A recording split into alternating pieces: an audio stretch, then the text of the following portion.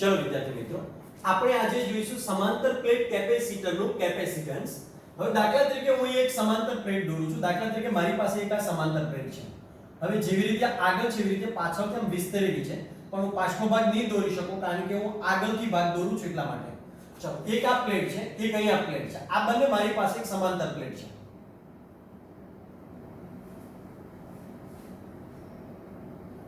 હવે બંને સમાંતર પ્લેટ વચ્ચેનું જે અંતર છે, બંને સમાંતર પ્લેટ વચ્ચેનું અંતર એ ખૂબ ઓછું રાખવામાં આવશે. કોઈ કહેશે શા માટે સર આપણે સમાંતર પ્લેટ વચ્ચેનું અંતર આપણે ઓછું રાખીશું? તો એના માટેનો નિયમ જરા યાદ રાખો. જો સમાંતર પ્લેટ વચ્ચેનું અંતર d ઓછું હોય તો વચ્ચે વિદ્યુત ક્ષેત્ર છે એ કોન્સ્ટન્ટ મળે. એક વાત. બીજું, જો અંતર ઓછું રાખશો તો આમનો ક્ષેત્રફળ જે મળશે, મતલબ કે પ્લેટ આવી હશે ને, આવી રીતના રાખેલી છે, એક બુક અહીંયા રાખી, એક બુક અહીંયા રાખી, તો આવી રીતે કેમ ક્ષેત્રફળ મળે? તો આવી રીતે બે પ્લેટો છે, ખાલી આમ લીટી નથી એટલે સમજજો. આવી રીતે બે પ્લેટો છે, તો જો બે વચ્ચેનું અંતર ઓછું હોય તો આનું ક્ષેત્રફળ છે એ વધારે ધારી શકાય, અનંત ક્ષેત્રફળ સુધી ધારી શકાય. એટલા માટે d ખૂબ ઓછું રાખ્યું છે. એના બે કારણો છે. ઉપરાંત વચ્ચે વિદ્યુત ક્ષેત્ર કેવું બને છે? તો ભાઈ વચ્ચે વિદ્યુત ક્ષેત્ર અચળ રાખવું હોય તો d કેવું રાખવું પડે? ઓછું. જો d વધારે હોય અને જો સમાંતર પ્લેટ ના હોય, મતલબ કે એકાદી પ્લેટ જો ક્રોસમાં હોય અને d વધારે હોય તો આનું વિદ્યુત ક્ષેત્ર શું થાય ખબર? દાખલા તરીકે તમે આ ક્રોસ કર્યું ને આ એક સીધી પ્લેટ રાખી છે, તો આનું વિદ્યુત ક્ષેત્ર શું થશે ખબર? આમ વક્ર થશે, આમ વક્ર થશે. મતલબ કે અચળ વિદ્યુત ક્ષેત્ર નહીં બને. મતલબ કે એક સરખું વિદ્યુત ક્ષેત્ર આપણને મળશે નહીં. જો એક સરખું વિદ્યુત ક્ષેત્ર ન હોય અને આવું વક્રવાળું વિદ્યુત ક્ષેત્ર હોય તો એને કહેવાય ફ્રિંગિંગ ઓફ ધ ફિલ્ડ. યાદ રાખજો જરા. જો આવી રીતે વક્ર મળે તો એને આપણે નામ આપીશું ફ્રિંગિંગ ઓફ ધ ફિલ્ડ. જે આપણે અત્યારે અહીંયા ભણવાનું નથી, આપણે તો માત્ર અહીંયા જે ચર્ચા કરવાની છે એની જ આપણે ચર્ચા કરીશું. તો ચલો આને આપણે કાઢી નાખીએ. તો જરા જોઈ લે કે આપણે શું જોઈએ છે. તો કે ભાઈ આપણે જોઈએ છે કે આ જે સમાંતર પ્લેટ છે એના વડે ઉદ્ભવતું કેપેસિટન્સ કેટલું હશે, મતલબ કે આમાં કેટલા વિદ્યુતભારનો સંગ્રહ કરી શકાય. જો મતલબ કે આમાં કેટલી ઊર્જાનો સંગ્રહ થાય. હવે આ બાજુથી દાખલા તરીકે હું એને પ્લસ વિદ્યુતભાર સંગ્રહ કરું, મતલબ કે આ પ્લેટને હું ધન વિદ્યુતભારિત કરું, એટલે આ પ્લેટ બની ગઈ ધન વિદ્યુતભારિત. જો એની ધન વિદ્યુતભાર હોય તો આની અંદર વિદ્યુતભાર કેવો છે? પ્લસ વિદ્યુતભાર છે. અને પ્લસ વિદ્યુતભાર હોય તો એની સિગ્મા પણ કેવી મળે આપણને? પ્લસ. સિગ્મા બોલે તો પૃષ્ઠ ઘનતા આપશોને ખબર છે. હવે આ પ્લેટ છે દાખલા તરીકે, બરાબર, તો આ બાજુ પ્લેટ પ્લસ રાખી છે તો તમને ખ્યાલ છે પ્લસ હશે તો ઘટના શું બનશે? તો ભાઈ વિદ્યુત ક્ષેત્ર પ્રબળ થઈ જશે. જો વિદ્યુત ક્ષેત્રને કંટ્રોલ કરવો હશે તો આપણે શું કરવું પડશે? તો ભાઈ બાજુમાં એક માઈનસ પણ પ્લેટ રાખવી પડશે. તો અહીંયા એક આપણે માઈનસ પ્લેટ રાખી દઈએ, જેને કારણે એક બાજુ ધન વિદ્યુતભાર સંગ્રહ થાય, ધન ઊર્જા સંગ્રહ થાય, અને બીજી બાજુ ઋણ વિદ્યુતભાર એટલે કે ઋણ ઊર્જા સંગ્રહ થાય. આની જે પૃષ્ઠ ઘનતા મળશે એ માઈનસ સિગ્મા આપણે લખી નાખીએ. આને આપણે આપ્યો છે ઋણ વિદ્યુતભાર. બેટરી વડે જોડીને પણ તમે ધન વિદ્યુતભાર અને ઋણ વિદ્યુતભાર કરી શકો છો. એટલે એક બાજુ ધન વિદ્યુતભાર છે, બીજી બાજુ ઋણ વિદ્યુતભાર છે. હવે આપણે બે વસ્તુ નક્કી કરીએ. આ બાજુ પ્લેટની ડાબી બાજુ બોલીએ, આને આપણે પ્લેટની જમણી બાજુ બોલીએ, અને આ આપણે પ્લેટનો વચ્ચેનો ભાગ છે. તો પહેલા આપણે અહીંયા જરા નક્કી કરી દઈએ. મતલબ કે આને આપણે નામ આપવું તો આપી દઈએ. આ બાજુની A પ્લેટ અને આ બાજુને શું નામ આપીએ? B plate. તો અહીંયા જરા લખી નાખીએ A પ્લેટની આ બાજુનો ભાગ. તો એ બાજુનો ભાગ કયો છે? તો ભાઈ ડાબી બાજુએ A પ્લેટની ડાબી બાજુએ વિદ્યુત ક્ષેત્ર કેટલું મળશે? કોઈ કહે છે સરજી આપણે શા માટે વિદ્યુત ક્ષેત્રની જરૂર છે? આપસોને ખબર હશે આપણે કેપેસિટન્સ જોતો હોય તો પહેલા શું જોઈએ? વિદ્યુત સ્થિતિમાન. કારણ કે આપણી પાસે કેપેસિટન્સનું સૂત્ર શું છે? Q/V. એટલે આપણે પહેલા શું જોઈએ? વિદ્યુત સ્થિતિમાન. હવે વિદ્યુત સ્થિતિમાન જોતો હોય તો V = E * D. તો આના પહેલા આપણે શું જોશે? વિદ્યુત ક્ષેત્ર. તો આપણે પહેલા નક્કી કરીએ. પહેલા આપણે વિદ્યુત ક્ષેત્ર શોધી નાખીએ, પછી આપણે વિદ્યુત સ્થિતિમાન શોધી નાખીએ, અને પછી આપણે કેપેસિટન્સ કોઈ પણનું શોધી શકીશું. તો હવે આપણે શું લખી નાખીએ? આ બાજુએ વિદ્યુત ક્ષેત્ર કેટલું છે? મતલબ કે અહીંયા આપણે વિદ્યુત ક્ષેત્ર નક્કી કરીએ. જો આ બંને વચ્ચેનું અંતર ખૂબ ઓછું છે એટલે કે નજીક પ્લેટ છે, તો આ બિંદુએ ધન પ્લેટ વડે ઉદ્ભવતું વિદ્યુત ક્ષેત્ર કેવું છે? ધન પ્લેટ વડે ઉદ્ભવતું વિદ્યુત ક્ષેત્ર કેવું હોય? તો ભાઈ બહાર નીકળતી દિશામાં. તો અહીંયા આપણે લખી નાખીએ બહાર નીકળતી દિશામાં. શું છે આ? ધન પ્લેટ વડે ઉદ્ભવતું વિદ્યુત ક્ષેત્ર. હવે આ ઋણ પ્લેટ વડે આ બિંદુએ ઉદ્ભવતું વિદ્યુત ક્ષેત્ર કેવું છે? તો કે ઋણ છે એટલે અંદર જતી દિશામાં વિદ્યુત ક્ષેત્ર છે. એટલે આને આપણે લખી નાખીએ E-. તો અહીંયા કુલ પરિણામી વિદ્યુત ક્ષેત્ર કેટલું બનશે? તો ભાઈ E+ અને E- બે પરસ્પર કેવા છે? વિરુદ્ધ દિશામાં અને સમાન મૂલ્યના. તો બંને વચ્ચે શું આવશે? માઈનસ. બે સરખા મૂલ્યના હશે તો શું જવાબ આવશે? તો ભાઈ 0. તો વિચારો કે આ બાજુ મતલબ કે કેપેસિટરની જમણી બાજુએ બહારની સાઈડ વિદ્યુત ક્ષેત્ર કેવું છે? 0. હજી જરાક સમજો, કેપેસિટરની જમણી બાજુએ બહારની સાઈડ વિદ્યુત ક્ષેત્ર નથી. હવે આપણે આ બાજુની ભાગની વાત કરીએ તો આપણે શું લખી નાખીએ? તો કે ભાઈ બી પ્લેટની આ બાજુ, હવે આ બાજુને આપણે શું કહીએ છીએ? તો કે ભાઈ આ બાજુને કહીએ જમણી બાજુએ. તો શું લખી નાખીશું? બી પ્લેટની જમણી બાજુએ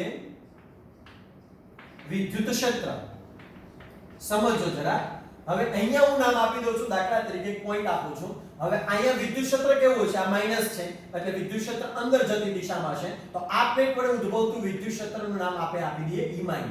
આ પ્લેટ વડે ઉદ્ભવતું વિદ્યુત ક્ષેત્ર કેવું છે? તો ભાઈ બહારની દિશામાં છે. તો આને આપણે નામ આપી દઈએ E+.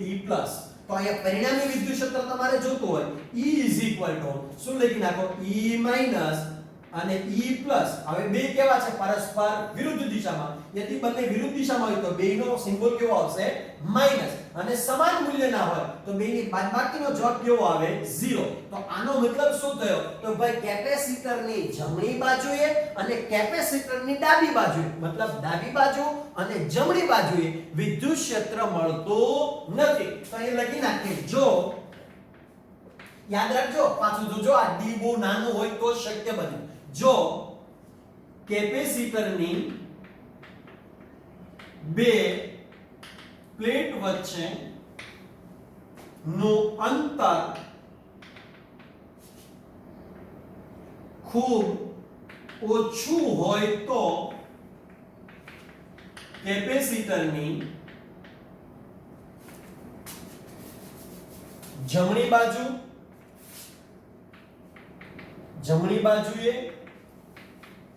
અને ડાબી બાજુએ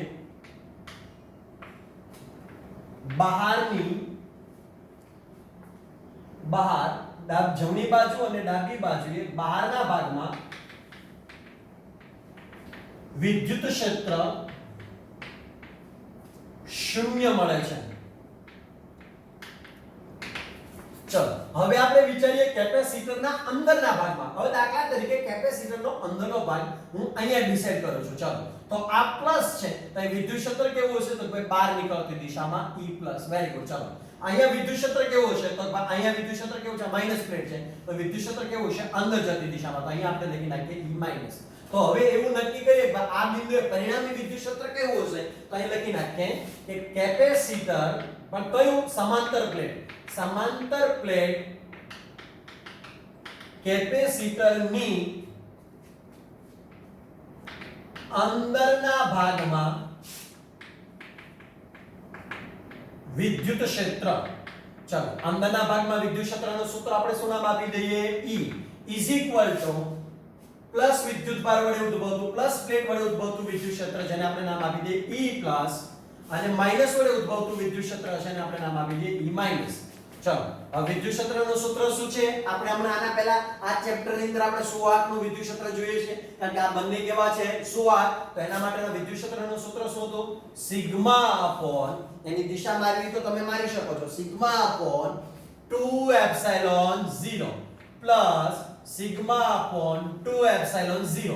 તો શું લખીશું બેટા? બોલો તો જરા. બંનેના આધાર સરખા છે તો 2 સિગ્મા અપોન 2ε0, 2 કેન્સલ, તો સિગ્મા અપોન ε0. આ વિદ્યુત ક્ષેત્ર કેવી રાશિ છે? બોલો તો જરા. સદિશ રાશિ છે તો એનું વિદ્યુત ક્ષેત્રની દિશા દર્શાવવી પડે તો કઈ બાજુથી છે? બોલો તો જરા. ધન વિદ્યુત ભારિત પ્લેટ થી ઋણ વિદ્યુત ભારિત પ્લેટ તરફ. એટલે લખી નાખીએ ધન વિદ્યુત ભારિત પ્લેટ થી, અથવા તો ડાયરેક્ટ એવું લખી નાખીએ A થી B પ્લેટ તરફ, A પ્લેટ થી B પ્લેટ તરફ. સરસ. ચલો આ આપણને વિદ્યુત શું મળ્યું બેટા? વિદ્યુત ક્ષેત્ર મળ્યું. હવે આપણે શું શોધવાનું છે? કારણ કે આપણો નિયમ યાદ રાખો, વિદ્યુત ક્ષેત્ર મળે પછી વિદ્યુત સ્થિતિમાન, અને વિદ્યુત સ્થિતિમાન મળે તેના ઉપરથી આપણે શું શોધીશું? કેપેસિટન્સ. તો આપણે હવે શું શોધવાનું છે? બોલો તો જરા. વિદ્યુત સ્થિતિમાન. તો તો હવે આપણે જોઈએ આ બે પ્લેટ વચ્ચેનો વિદ્યુત સ્થિતિમાનનો તફાવત. હવે કોઈ કહેશે સર જે તફાવત થોડો ખાલી વિદ્યુત સ્થિતિમાન આવે. ના, તફાવત આવે કારણ કે બંને પ્લેટનો PD લેવાનો હોય છે, પોટેન્શિયલ ડિફરન્ટ લેવાનો હોય છે, એટલે બે પ્લેટ વચ્ચેનો વિદ્યુત સ્થિતિમાનનો તફાવત લેવો પડે છે. તો શું લખી નાખીશું? સમાંતર પ્લેટ કેપેસિટર ની બે પ્લેટ વચ્ચેનો વિદ્યુત સ્થિતિમાનનો તફાવત. સ્થિતિમાનનો તફાવત મતલબ કે PD. હાલો, તો વિદ્યુત સ્થિતિમાનના તફાવતનું સૂત્ર શું છે? V હવે યાદ રાખો, આપણે જરાક જોયું હતું, યાદ છે ને વિદ્યુત ક્ષેત્રનું સૂત્ર, જ્યાં E શું લખતા હતા? -del V / del x. યાદ છે ને? તો આપણે અહીંયા V તો dV શું લખાય? dV -E × x લખાય ને, અથવા તો del x લખાય. તો અહીંયા શું લખી નાખીશું? વિદ્યુત ક્ષેત્ર E અને del x ની જગ્યાએ અંતર કેટલું છે? d. વિદ્યુત ક્ષેત્ર E અને બે વચ્ચેનું અંતર કેટલું છે? d. તો અહીં શું લખી નાખીએ? d. તો વિદ્યુત સ્થિતિમાનનું સૂત્ર શું બન્યું? આ બે પ્લેટ વચ્ચેનું વિદ્યુત સ્થિતિમાન V E × d. યાદ રાખો, સમાંતર પ્લેટ કેપેસિટરની અંદર જો વિદ્યુત ક્ષેત્ર આપ્યું હોય અને બે પ્લેટ વચ્ચેનું અંતર આપ્યું હોય, જો તમને વિદ્યુત સ્થિતિમાન પૂછે તો તમારે આ સૂત્રથી શોધવું પડે. તો ચલો, E નું મૂલ્ય કેટલું છે આપણે જોવો તો અહીંયા σ/ε0 × d ઉપર સિગ્મા ની પણ આપણે કિંમત મૂકવી તો આપણે મૂકી દઈએ. તો સિગ્મા ની કિંમત શું છે? સિગ્મા એટલે એકમ ક્ષેત્રફળ દીઠ વિદ્યુતભાર. તો જ્યાં શું લખી નાખીશું? સિગ્મા એકમ ક્ષેત્રફળ દીઠ વિદ્યુતભાર. ચલો, તો અહીંયા સિગ્મા ની વેલ્યુ ક્યુ આવ્યું? Q/A. તો શું લખી નાખીએ વિદ્યાર્થી મિત્રો? Q/A/ε0 અને ઉપર શું આવશે? d. Very good. ચલો, તો આપણને આ શું મળ્યું વિદ્યાર્થી મિત્રો? વિદ્યુત સ્થિતિમાનનો તફાવત. હવે આપણે શું જોઈએ છીએ? કેપેસિટન્સ. તો શું લખી નાખીશું? બોલો તો જરા. સમાંતર પ્લેટ કેપેસિટરનો કેપેસિટન્સ મતલબ કે અંદર કેટલી ઊર્જા સંગ્રહ થાય, ઊર્જા સંગ્રહ કરવાની ક્ષમતા કેટલી છે, ક્ષમતા બોલે તો કેપેસિટન્સ. તો આપણે શું લખી નાખીશું વિદ્યાર્થી મિત્રો? બોલો તો જરા યાર. તો કે ભાઈ સમાંતર પ્લેટ કેપેસિટરનું કેપેસિટન્સ. હવે સમાંતર પ્લેટ કેપેસિટરનું કેપેસિટન્સનું સૂત્ર યાદ હશે, C = Q/V. યાદ રાખો, આપણે યાદ રખાયું તો કવચ. તો આપણે જોઈએ છે ચ, તો ચ = Q/V. Very good. ચલો, ઉભા રહો. હવે આપણે એની કિંમતો પણ જરા મૂકી દઈએ. બોલો, C ના C બરાબર છે, Q ના Q પણ બરાબર. V ની વેલ્યુ જો ઉપર આપણે આવી ગઈ કેટલી છે? બોલો તો જરા. QD/A/0. હવે ઉભા રહો. Q તો કેવા થઈ ગયા? કેન્સલ. છેદનો છેદ ઉલટીને અંશમાં. તો C = A/0/d. તો આ કોનું સૂત્ર મળ્યું વિદ્યાર્થી મિત્રો? બોલો તો જરા. સમાંતર પ્લેટ કેપેસિટરના કેપેસિટન્સનું સૂત્ર. યસ. જો હજી એકવાર જુઓ, પહેલા આપણે કોની ચર્ચા કરી? તો કેપેસિટરની બહારની બહાર વિદ્યુત ક્ષેત્ર કેટલું છે, આ બાજુએ વિદ્યુત ક્ષેત્ર કેટલું છે, કેપેસિટરના મધ્ય ભાગે વિદ્યુત ક્ષેત્ર કેટલું છે. વિદ્યુત ક્ષેત્ર મળી જાય એટલે આપણે શું શોધવાનું? વિદ્યુત સ્થિતિમાન. અને વિદ્યુત સ્થિતિમાન મળી જાય એટલે આપણે શું શોધવાનું વિદ્યાર્થી મિત્રો? કેપેસિટન્સ. ઉપર હવે ઘટના શું બને છે ખબર તમને? ઘણી વખત આ જે કેપેસિટરની પ્લેટ છે એવું લખી નાખે, એક ચોરસ સમાંતર પ્લેટ કેપેસિટર છે. તો ચોરસ માટે શું લખી ન શકાય? જો ચોરસ સમાંતર પ્લેટ, આ ચોરસ છે, આ પણ ચોરસ છે, બંને પ્લેટ કેવી છે? ચોરસ છે. તો ચોરસ માટે શું લખી નાખીએ? તો ભાઈ ક્ષેત્રફળ છે, તો ચોરસમાં શું આવશે? ક્ષેત્રફળની અંદર તો કે ભાઈ ε0, પણ ક્ષેત્રફળમાં શું આવશે? L²/d. કારણ કે ચોરસની અંદર લંબાઈ ગુણ્યા પહોળાઈ એનું ક્ષેત્રફળ બને. યદિ જો તમને કોઈ એવું પૂછે, ચોરસ સિવાય જુદા જુદા આકાર પૂછી શકે તમને, દાખલા તરીકે તમને કોઈ ગોળાકાર પૂછે, તો ગોળાકાર માટે C શું લખાય? તો ε0 બરાબર છે, પણ ગોળાકારનું સૂત્ર શું થાય? πr²/d.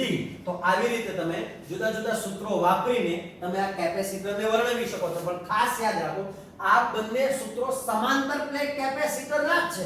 અહીં તમે ખાલી ક્ષેત્રફળની વેલ્યુ મૂકી છે, તો તમને કોઈ પણ પ્રકારનો બીજો આકાર આપે તો તમે ક્ષેત્રફળની વેલ્યુ મૂકી અને એનું કેપેસિટન્સ શોધી શકો છો.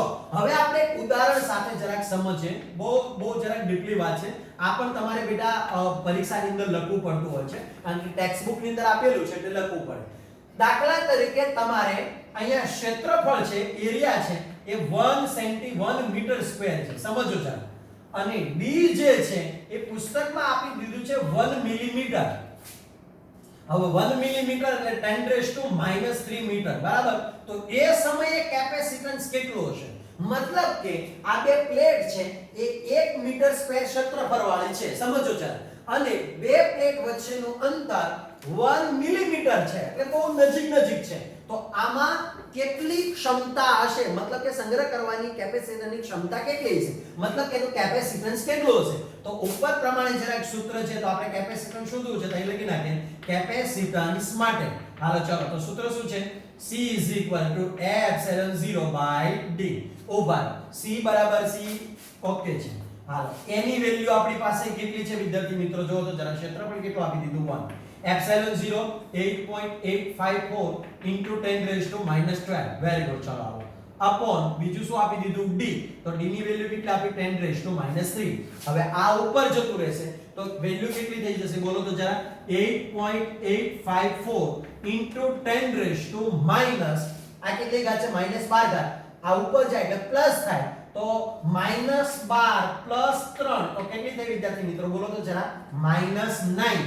હવે કેપેસિટન્સ શેમાં મપાય? ફેરેડમાં. પણ -9 છે એટલે શું આપણે વાપરી શકીએ? નેનો ફેરેડ બી કહી શકીએ, અથવા તો આનું આ મૂલ્ય રાખશો તો પણ ચાલશે. તો આવી રીતે તમે ગણતરી કરી શકો છો. જો હવે તમને કોઈ એમ પૂછે, સમજો જરા, ઓર એક ઉદાહરણ સાથે જરા લઈએ. 1 માઇક્રોફેરેડ નું જો તમારે 1 ફેરેડ નું જો તમારે કેપેસિટન્સ જોતું હોય અને d એટલે બે વચ્ચેનું અંતર દાખલા તરીકે 1 સેન્ટીમીટર હોય, 1 સેન્ટીમીટર એટલે 10⁻² મીટર હોય, તો તમારે આ જે તમે પ્લેટ લીધી છે એ પ્લેટની લંબાઈ તમારે કેટલી રાખવી પડે? બહુ જ મહત્વની વાત છે. બંને ડિસ્કસ પુસ્તકની અંદર કરેલી છે, એટલા માટે આપણે આ ખાસ કરવી જોઈએ. શું? દાખલા તરીકે તમારે એવડું કેપેસિટર બનાવવું છે જેની ક્ષમતા છે એ 1 કુલમ છે. પહેલી વાત જરા સમજો. અને બે પ્લેટ વચ્ચેનું જે અંતર છે એ તમારા માટે છે 1 સેન્ટીમીટર. તો હવે આ તમારે કેપેસિટરની પ્લેટની લંબાઈ કેટલી રાખવી પડશે? જરા જોઈએ. આપણે જોઈએ કેપેસિટર પ્લેટની લંબાઈ. હવે આપણી પાસે કેપેસિટરની પ્લેટની લંબાઈ, કેપેસિટરના પ્લેટની લંબાઈ. ચલો ઉભા. હવે આપણી પાસે કેપેસિટન્સનું સૂત્ર શું છે? C A∝0/d. હવે આપણે જોઈએ છે A અહીંયા એને કરતા કરી દે તો CD અહીંયા બાજુ આવી જશે, તો CD/ε0 ઉપર. હવે C ની વેલ્યુ ઉપર કેટલી કીધી છે? 1. D ની વેલ્યુ ઉપર કેટલી કીધી છે? 10⁻². ε0 ની વેલ્યુ કેટલી થાય? 8.854 * 10⁻². હવે અહીંયા ક્ષેત્રફળ છે, તો ક્ષેત્રફળની અંદર શું થાય? તો ભાઈ લંબાઈ સ્ક્વેર. તો લંબાઈ સ્ક્વેર હોય તો ઉપર કેટલા આવ્યા? 10⁻² upon 8.854 into 10⁻². તો L = કેટલા બનશે? સાદુરૂપ આપવા જશો તો કે ભાઈ એનું મૂલ્ય થાય છે લગભગ 10